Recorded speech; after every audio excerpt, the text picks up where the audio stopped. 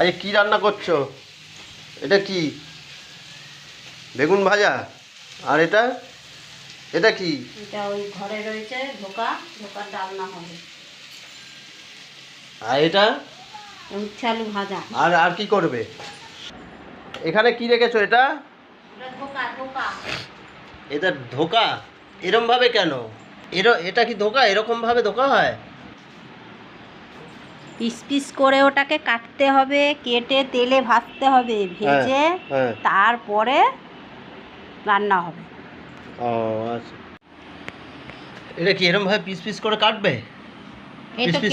কেটেছি, তেল আচ্ছা। দিয়ে এবার ভাজবো, ভেজে তারপরে তরকারি করব। ও আচ্ছা, ঠিক আছে, তরকারি করে দেখাবে। হ্যাঁ, ঠিক আছে। তরকারিটা হয়ে গেছে? হ্যাঁ এই তো দেখো।